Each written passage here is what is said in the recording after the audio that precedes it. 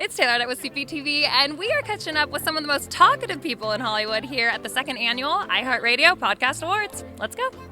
So obviously you probably understand the magnitude of your voice now, but take us back to childhood where you first really understood that your voice had an impact. So I was a very shy kid. I was not the center of attention by any means. I would go to school and literally sit in the back and kind of observe rather than be the class clown. I love giving book reports. I'd love getting up on stage, I call it stage, in front of the class, Right.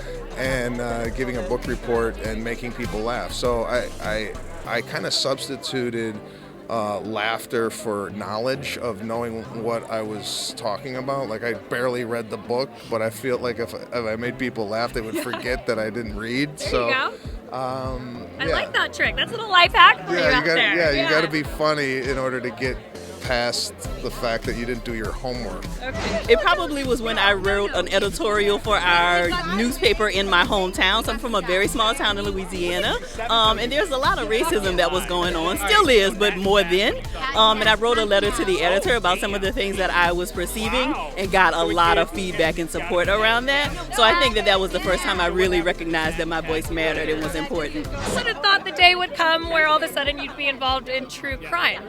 It just sort of happened, this podcast, Small Town Dicks, and I love stories, and I think that is the success of this podcast explosion that we're experiencing.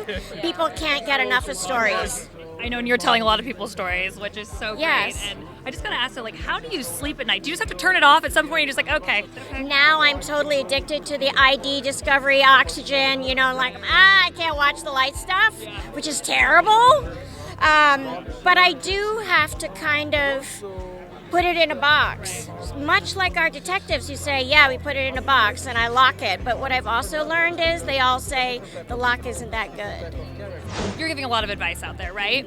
But I'm wondering, talking things out a lot for our own selves can be therapeutic, right? In its own right. So anything you've learned about yourself along the way? Yeah, I have learned that it is best to feel the fear and do it anyway. So I was terrified starting the podcast and didn't know how it would be received. And the reception has been incredible. So I think it really has been a lesson for me that it's important to feel the fear and do it anyway. And sometimes the things that we're most afraid of can have the biggest rewards. Is there anyone out there that you kind of forbid or discourage from listening to the podcast? No. No? No family members? No. We're comfortable with it. We've had a lot of, the funny thing is I think family members and friends can be the toughest judges because they know us personally so well.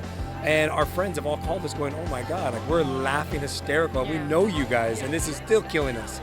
And we're laughing and enjoying it. So that to us is a wonderful thing. And the fans have been so supportive and the feedback has been incredible. No, a lot of stuff that we talk about, we're kind of like an open book. It's, my mother listens to it religiously, and she'll call me. She's like, well, I had to find out on the podcast, I'm sorry, Ma. So, no, I don't limit anybody. Everything's fair game. It's primarily clean. I mean, there's some language in it, but, it's family-oriented.